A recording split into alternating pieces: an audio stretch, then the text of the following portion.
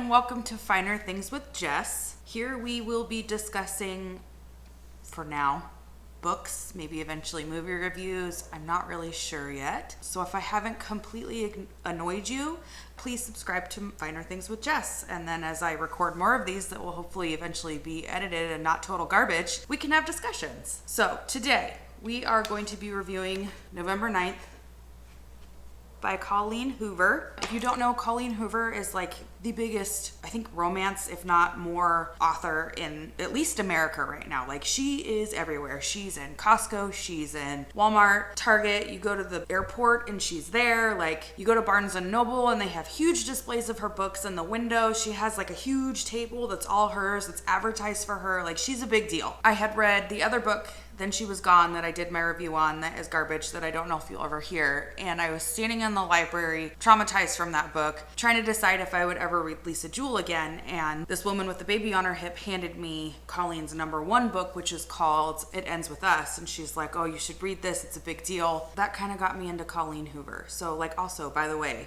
if you're at the library and someone's looking traumatized and not knowing what to read, like, women help women out. Let's do this. So the thing about Colleen Hoover, I feel like people either love her or they can't stand her. Like, it doesn't seem like there's a huge in-between. And somehow I fall in the in-between, which is how we're here. Like, even when I was looking up reviews for this book, like, people either 10 out of 10 for this book or they hated this book. My opinion of Colleen is that she is like incredibly mainstream. This is why she's so huge, because everything she writes can be marketed, sold to the masses, and in general, people will be very happy about it because she's writing mainstream, right? Like, if you exist in the mainstream world, which like I kind of do, I don't have a problem with huge mainstream things, but like if you exist within that space, you tend to be fine with mainstream things. But if you think outside the box or mainstream isn't your bag, you get highly annoyed by these things. I liken it to like even musical artists. Like, if you don't ever turn the radio on to listen to your music, you're not gonna like Colleen Hoover. You like things that don't appeal to the masses.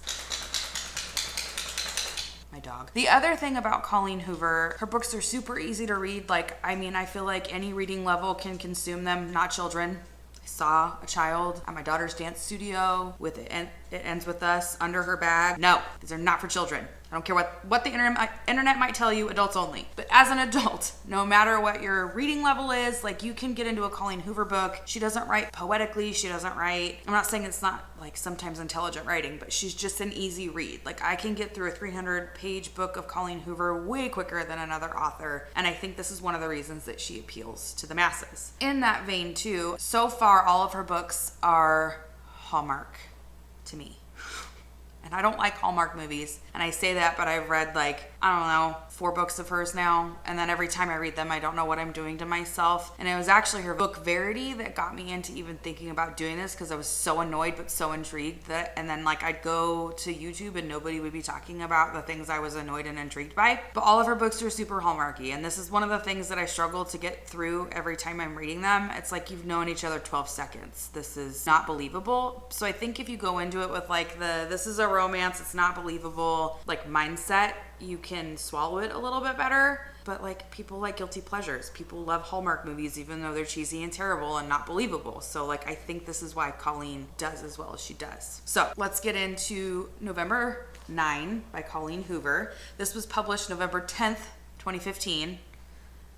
Okay, and on Goodreads it has 4.2 out of 5 stars, which just blows my mind. I think I would give it a 2.5 maybe. Like, I read it in a couple hours, but I was highly irritated through most of it. And then I looked up why did she write this book? Because I find that interesting. Like, what made you come up with this idea? Because I've never written a novel, and I don't think I could ever write a novel. And she said, I've been wanting to write this book since right after I wrote Slammed, which was her debut novel, which, by the way, I did not note. Colleen Hoover is like rags to riches. Like, she self-published her first book and it exploded, and she was like living in a trailer. I know there's controversy about her as a person, or there's some drama. I didn't look into it because I don't care. There's even drama about the stuff she writes and how they feel like the male characters are always really toxic. But like, her story's pretty amazing. Like, it's the American dream, right? Like, she had 3 kids and lived in a trailer, and now she's written like 25 books. And It Ends With Us, which is her #1, is being made into a movie, and Blake Lively is playing the main character, which like you're doing pretty good for yourself if Blake Lively is playing the main character of your book that's turning into a movie. So right after she wrote Slammed, which was her first self-published novel, it's one of those ideas I had jotted down but never got around to until now. I can honestly say I don't remember if it was inspired by anything in particular or if I just liked the date as a title and wanted to build a story around it. But I sat on this for 2 years, sometimes going back to it and making notes. I knew I wanted the characters to interact on that date only. I knew I wanted them to have a great instant connection like they'd been lifelong friends, but other than that, I wasn't sure where the story was going.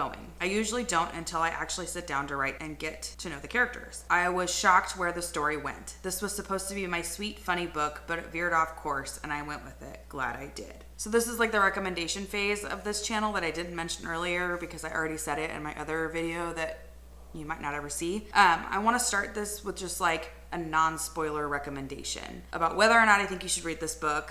And then if you don't want spoilers, you can click off of the story. I don't love this book. I think I spent like a bunch of this book reading parts to it and being super annoyed and telling my husband I don't know why I was doing this to myself. But then at like the halfway mark, because this is like her number 5 out of all of her novels. Everybody thinks it's great. It has a 4.2. I'm like, eventually I'll get into it, and I kind of did. It's a big will they, won't they? I don't know. If you like guilty pleasures that are Hallmark movies and you like the suspense of will they, won't they, then read the book. If all of that sounds terrible to you, don't read it.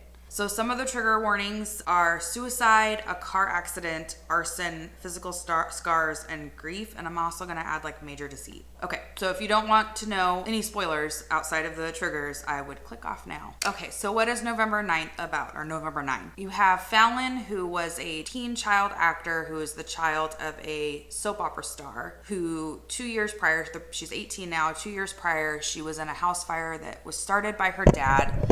And she suffered burns over 30% of her body, like the left side of her body. And I struggled to know how many scars she actually suffered from, because from her perspective, it sounded way worse than the lead male's perspective, or even like the people that were interacting with her. 30% sounds like a lot though, so I don't know. And then you have, oh, that's right. So the fire happens, she loses her job on this up and coming hit show, and she's really grappling with the fact that she's covered in scars, which I don't blame her. And then you have Ben, who is also 18, and he's an aspiring novelist. And the book starts with her at dinner with her dad, who's like a pretentious jerk. He thinks he's way more famous than he is, even though he's broke. And they're having this extremely uncomfortable dinner. And she's telling her dad, well, tonight I'm moving to New York because I've always wanted to pursue Broadway, and there's no more opportunities for me here in LA. So I'm going to go do that. And he's super negative and tells her that she just needs to give up on her dreams because she's like, he wouldn't say, well, you're no longer conventionally beautiful, but that's what he was getting at. And then at some point in the conversation, he's like, well, I haven't even seen you date in 2 years, which she last dated before the fire. And at this point, the guy that Fallon had noticed a little bit earlier when she went to the bathroom, who actually, like, for the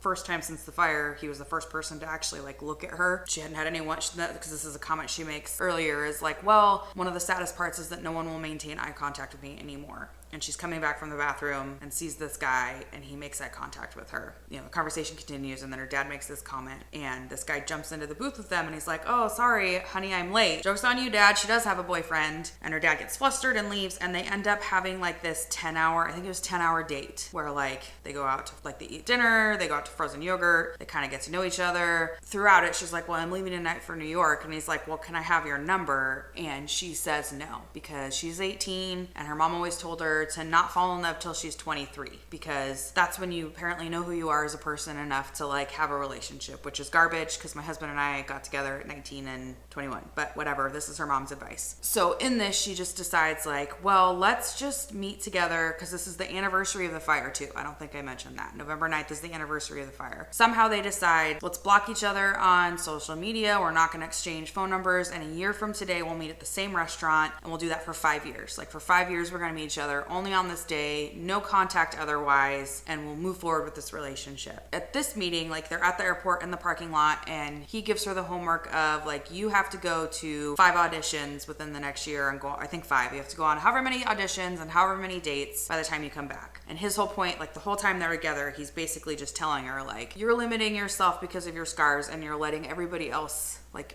you make other people feel uncomfortable for you because you're trying to hide and you're trying to put on a persona of what you want people to see, which I don't know how I feel about that. It worked for her, I guess. She felt better. She started to come outside of herself and realize like, oh, maybe I don't need to hide my body. Like maybe I should just be fine with the fact that I have these scars and this is part of me now. So his is like, get outside of yourself, stop limiting yourself. You really want to be an actress, like go do it. And I want you to come back and tell me about your auditions. I want you to actually date and tell me about it. And her homework for him is, he's an aspiring novelist, so her homework is, you're gonna start a novel about what we're doing. And he agrees, okay, I'm gonna write this novel. So the second date comes a year later, and he's sitting at the restaurant and she's not showing up. Finally, the worker from the froyo place that they went to across the street the year before came and said there's an emergency on the phone, and it's Fallon saying, hey, I'm late, my flight was delayed, and they end up only getting 5 hours together for this second date. The whole first date, by the way, is like, I don't know, a third of the book. And that's when I was really irritated because the whole time I'm like, you guys have known each other for today. I'm having a really hard time being invested that you guys are gonna like just meet. I don't know. Like, I guess I can kind of see it like, all right, I'll just meet this guy again, but it's also weird. It's weird.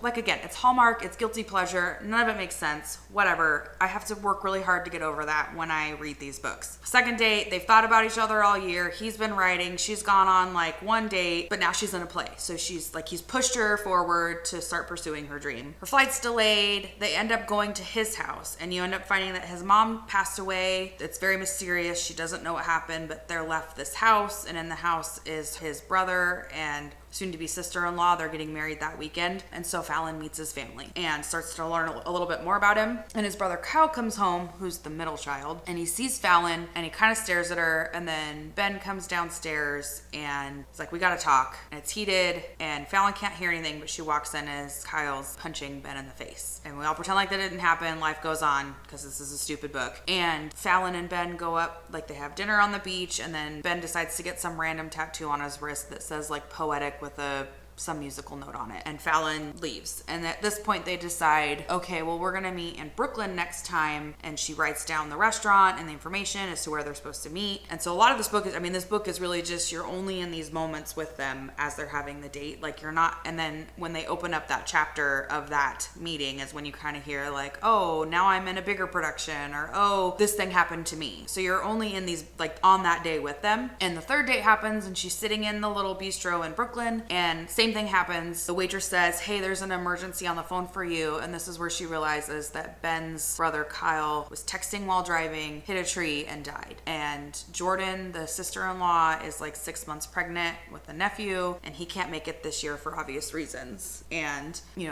kind of get into his perspective about how sad he is. And as he's in his head, there's a knock on the door, and it's Fallon, who flew across the country to go see him because he was sad. Whatever. Apparently they have a connection by now, even though they've been together like 15 hours and have had zero interaction over the 2 years that they've known each other. So this is the kind of the moment where like Ben admits that he hasn't cried since his mom or since his brother passed away. And Fallon gets there and he finally releases the emotion, and they have these big emotional moments, and they decide this thing we're doing is stupid. Let's not do it anymore. Let's just be together. Like we know there's something here. Let's move forward. He decides he's going to move to New York. All is great. And then he's sleeping and she goes downstairs and bumps into Jordan. It's like the middle of the night and Jordan's eating pizza. They start having this conversation and she's like, oh man, isn't it great that Ben got this book deal about the novel he's writing? That's so exciting, which Fallon had no idea about. And then like they were kind of under the impression when they made this arrangement for him to move to New York that he's just going to sell the house the mom left him, split the money between the three brothers, because there's three brothers, and then he'll move to New York because Jordan's moving to Nevada with her mom. And Jordan kind of admits like, I don't want to go to Nevada. I want to stay here with you guys. I want you guys to be around the baby. And Ben's promising her like, oh, I'm not going to leave you. We'll be here for you. And this is when Fallon realizes like, he pushed me to pursue my dreams so many times in the whole 15 hours we've known each other, by this time like 20. I can't have him leave his brother's widow, leave his nephew, and leave this book deal. Because if they decide to get back together, like the whole premise of the book is that they're only going to see each other one day a year for 5 years. So he'd be throwing that all away. So she decides to leave, and she's saying like, I can't let you give up on this dream, and I can't let you leave Jordan right now. And this is the only way that's going to work because I'm in this bigger production of a play, and like, you're here with your own needs. And so this is where he's like, do you actually love me, or do you just want November 9th? And she lies to him and says, I just want November 9th. And she drives away, and he's on the ground crying because, like, dude just lost his brother too. It's an emotional time. And she's wondering to herself, like, when we see each other next year, will he be upset? And the fourth date a year later comes, and they're actually at the restaurant that they met at, which was the initial agreement. And I think this is the first time they've made it back there. They're at the restaurant. You realize that Fallon moved to LA the month prior because she realized throughout all of her time of, like, helping these young actresses in the plays in New York that, like, oh no, I don't want to be an actress, I want to be an acting coach, which good for her. She found her calling, whatever. And she's thinking to herself, like, maybe this is when we'll reconnect and just decide to be together, because now it's been this much time, I'm back here, whatever. Ben arrives and he's got little baby Oliver, who's his brother's son, and they start talking as much as they can with, like, a baby there. I think he was 9 months old at the time. And then Ben makes a comment about how, well, yeah, we heard him on the baby monitor. And it clicks to Fallon that, oh, he's with Jordan now. Then she gets really upset. And I'm really disgusted, because why does this need to be a plot point? Like, why do we need to do this? The whole point is, like, the book is, we can't be together for these reasons. So why can't we be together? Well, I'm sleeping with my brother's widow. Like, it's just... Excuse me, I have rude dogs. Anyway, so she gets upset, and he's realizing, because he's been mad at her for the whole year. He got with Jordan because he's upset with her, and he's realizing in this moment that, like, oh, you lied to me. You actually do want to be with me. At this point, he goes, well, tell me that you love me. And she's like, no, I'm not going to do that. Why would I break up a family? Because this was also what was really gross, is they kept being like, well, I'm his father now. It's like, no, dude, you're his uncle. You are not the father. Like, why are we losing perspective here? I don't know. It was wrong, pointless.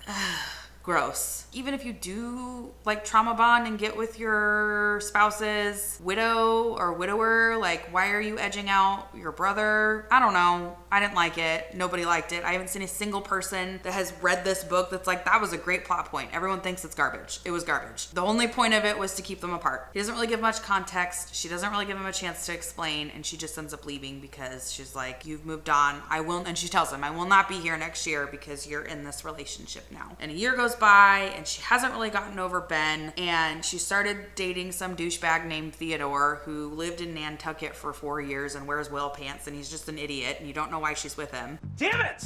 I can't find my driving moccasins anywhere! Jar, $20. And her friend's been throughout the book. I think her name is Amy or Angie. And she convinces her to go out to a club with the douchebag and her boyfriend, Glenn or something. And while at the club, she says the only thing that makes sense in the entire book. Like, she is the only reasonable person in this entire story. She says, Theodore, Amber says, fingering the rim of her almost empty drink, do you have a nickname, or does everyone just call you Theodore? Just Theodore, he says. My father is referred to as Teddy, so the nickname gets confusing if we both use it, especially when we're back in Nantucket around family. This is his only personality trait. Whale pants in Nantucket. Riveting, she says, dragging her eyes over to me. Want to walk to the bar with me? I nod and scoot out of the booth as we make our way to the bar. Amber threads her fingers through mine and squeezes. Please tell me you haven't had sex with him. We've only been out 4 times, I tell her. I'm not that easy. You had sex with Ben on the 3rd date, she says in retort. I hate that she brought up Ben. But I guess when you're discussing your sex life, the only guy you've ever slept with is surely going to be part of the conversation. Maybe so, but that was different. We knew each other a lot longer than that. You knew each other for 3 days, she says. You can't count entire years when you've only interacted once a year. We reach the bar. Change of subject, I say. What do you want to drink? Thank you! Like, your friend was right, okay? And you brushed her off and changed the subject. You've known this dude for like 15 hours, okay? Like, the premise is stupid. The fact that, like, the very first half of the book, all they're talking about is her looks is stupid. Like, even in his own telling, he's only talking about her looks, which, like, I guess maybe that's the first thing people notice is looks. But for the whole, this is why I was so enraged the first, like, third of the book. Because it's like, there's nothing about this person has this personality trait that I'm really interested in. And I guess I'm supposed to be in the head of a dude so that it's supposed to make sense to me that he's only thinking about her looks and her body. And he's 18, so, like, I'll give him that too. But it's still just, like, I'm a 36-year-old woman. I don't need to read about 18-year-olds looking at each other. This book just isn't for me. And I don't care. And you've known him for 3 dates, okay? Get a life. But as they're at the club, Ben shows up, and it's revealed later that Glenn, the boyfriend of the friend, the only person that makes freaking sense in the whole book, like he came to their old apartment that she lived at, and he's like, hey, we're going to this club tonight. So Ben shows up pretending to be a journalist doing articles about people in love or something stupid, and like all this stuff happens, but she ends up going back to his house, and they've decided now, I forgive you, because he says, Jordan, like the night that you left a year ago today, I was a broken man, and Jordan came home, and we realized that we were only together because of our brokenness, which obviously she realized that she wasn't being fair to him, and he realized that he wasn't being fair to her, and they decided, like, we need to end this before, like, something really bad happens. And he decided to give her the house so that she could raise her son in the house, and he moved into an apartment. And, like, he still sees the baby every day, and he's like a father. He keeps talking about it, and I keep getting irritated. You are not the father. But that's over. The only person my heart belongs to is you. Hallmark.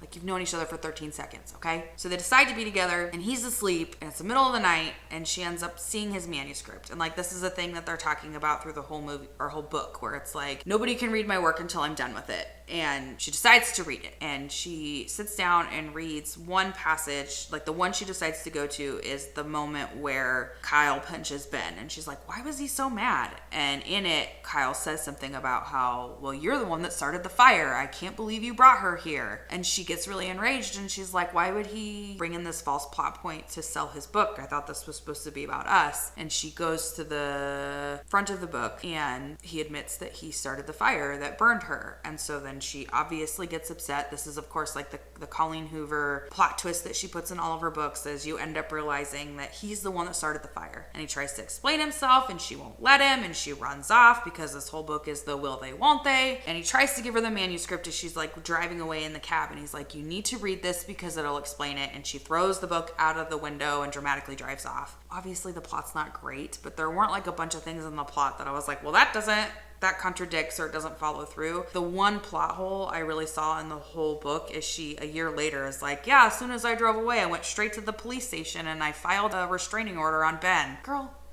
you can't just go into the police station and be like, I don't want that guy coming to my house anymore, thanks. Like, it takes way more than that, and it takes way more than it should. So I don't know why we threw that in there, because it's garbage, and then it's never readdressed either. It's the plot hole. I mean, I guess you're supposed to see she was so mad she never wanted to see him again, but like, life doesn't work this way. So a year later, she's just decided November 9th is cursed. That's the day she got burned. Then it was her and Ben's day. We're just staying in bed every year from now on for November 9th. She's blowing off her friend Amber or Amy or whatever her name is. I'm not gonna hang out with you. And her mom's like, by the way, I'm bringing you breakfast in the morning. And so she realizes, well, I'll have to see her, but otherwise I'm not doing anything. And at midnight, there's a knock on the door, and of course, there's a package left, and it's the manuscript. And she goes to bed, forgets about the manuscript, and when she wakes up at 11 the next morning, her mom's sitting on the couch crying as she reads it. And Fallon goes to throw it away, because she's like, I'm not going to read this. I don't want to know anything he has to say. He's the reason I'm burned. And her mom makes some comment about how, like, you wear your physical scars on the outside, but his are on the inside, and he explains them to you in this book, so you need to read the book. She starts reading the book, and this is where you learn that on November 9th, when they were 16, he woke up to find that his mother had committed suicide, and he was the only one home. The other brothers are grown up and on their own, and he's filled with rage because his mom, like, how could she care so little that she did this to herself, knowing I would be the one to find her, which is valid. And he refuses to read the suicide letter that she left, and he starts digging into her emails, and he finds out that she was in a relationship with this guy who happened to be Fallon's dad. And so in his mind, the only reason why she ended her life is because of this dude, because it was like, you could tell it was a tumultuous relationship. Things weren't great.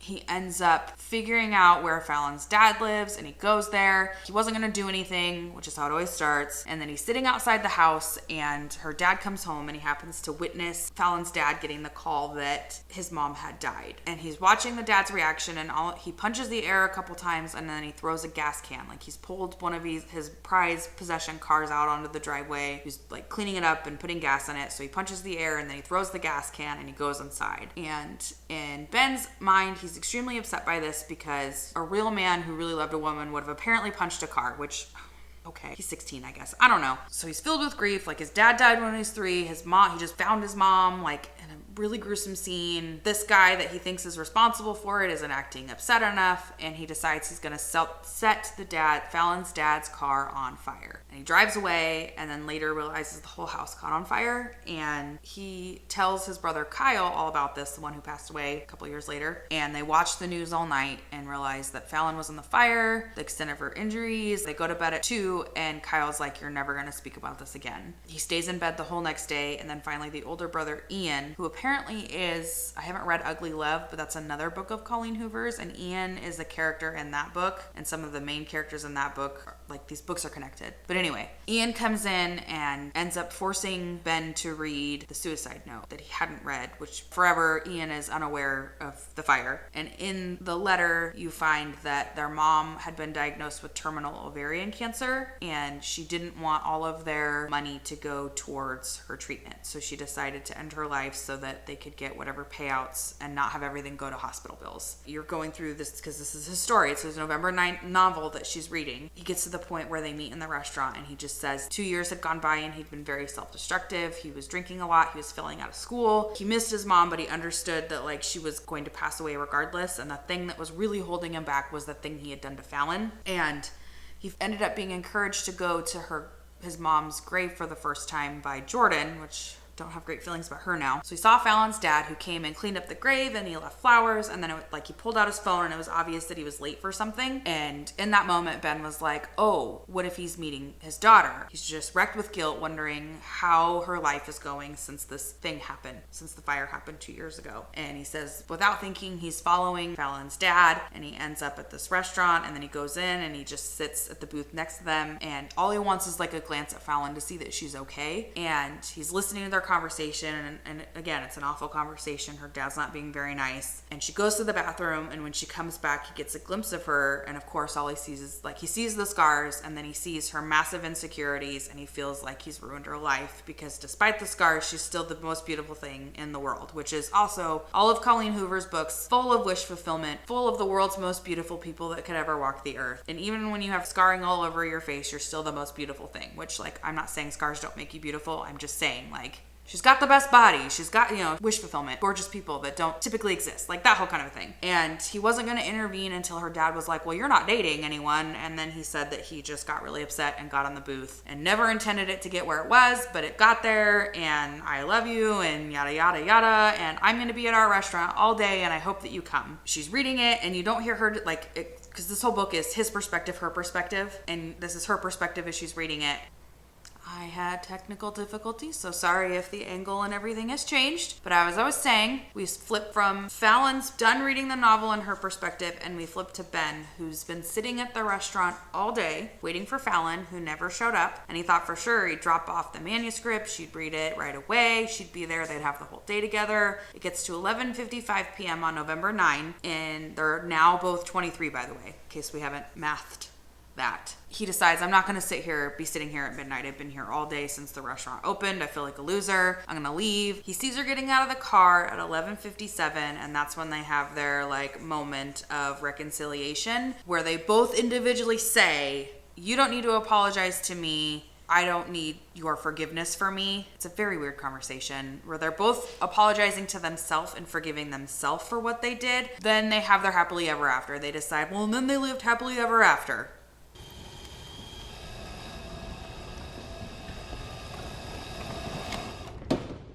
How about new? I think they realized they'd only known each other 28 hours or something. And somewhere they're like, oh, well, normal dates, this would have been however many weeks. But it's normal dates, you're on the phone talking to the person still. There's interaction. Anyway, the book ends and you're supposed to believe it's a happily ever after. So what did I think about this flaming disaster that is her number 5 book that people either love or hate? I don't think I'll read it again. Did not find it great. I didn't like both characters. Ben is a man-child. Let's not even go into the deception part, which is that's the thing everybody's super upset about. But I saw one guy really upset because it's he sold his manuscript with this huge secret that he hadn't even told her, which is gross and dirty. And then when she's leaving in the same fashion that he left, when the brother died, she's telling him, we can't do this right now. If I stay or if I have you move, I'm selfish in all the ways that you were not selfish with me. And so then he's like, well, forget it. I'll just sleep with my brother's widow. I don't know. He's just not a good guy. Like, he's supposedly funny, but like, neither of them have redeeming qualities, but this is what makes it a Hallmark movie into a book, because Hallmark movies are like this. Like, people have no character development. People have really limited likable qualities. The love story just happens. Insta-love. No development. No work towards it. You just have this connection with this person and that's all it takes, which I've been married for almost 14 years. It doesn't work that way. And I have a great marriage. We're extremely happy. We love each other immensely. Like, I think we have one of the best relationships that I know. And I'm not trying to be conceited or anything. Choice matters. And it didn't just happen because we saw each other one day and thought the other person was attractive. And boom, now we've been married with 2 kids. Like, it took work. And it took work to get to the point where we loved each other. And so, like, that's why I really struggle to get into these, because I'm not a single woman hoping to have some meet cute that turns into a forever love. Like, it's not realistic to me. But anyway, I've read other books of hers that I like better. Like, I did like It Ends With Us a lot better. That's why it's her #1 book. But even that has like lots of wish fulfillment, gorgeous people, instant connection, instant love. Her books are for a certain demographic of people, and that's fine. Like, I'm not trying to trash her. Like, I respect what she's doing. Rags to riches, she's doing great. Colleen Hoover is a guilty pleasure. In my opinion, that's what she is. What she writes is guilty pleasure. And we need that in this world. It's a hard world. Like, life is hard, okay? And if you want to read a book of will they, won't they, with weak characters who one seems kind of self-absorbed and, I don't want to say abusive, but just man-child. Like, she writes a man-child and then she writes a woman. Like, even as she's reading the manuscript, she's like, oh, I owe my dad an apology. He wasn't so bad. Oh, Ben doesn't need to apologize to me. He was just 16. I'm not saying she needs to be bitter, but like,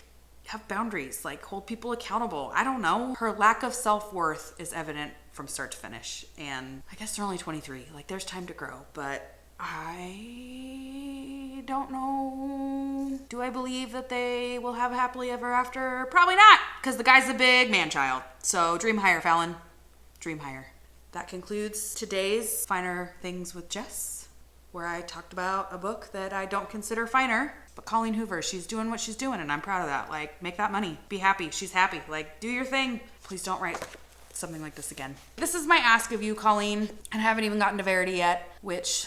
oh God, the plot holes. I know it's romance, but like, can we have one story with like, they go on like 3 dates and then like 3 real dates and then they're like, oh, I'm kind of falling for this person. I don't know, more than that. Like, real romantic development that happens in the, like with you and your husband. Because you said, I saw in an interview, you said you are not a romantic person, but you guys seem to have a very loving marriage. Can you give some of us that? Those of us that aren't quite looking for Hallmark and aren't quite looking for guilty pleasure, can we get one book out of you like that? Because that's what I want to review.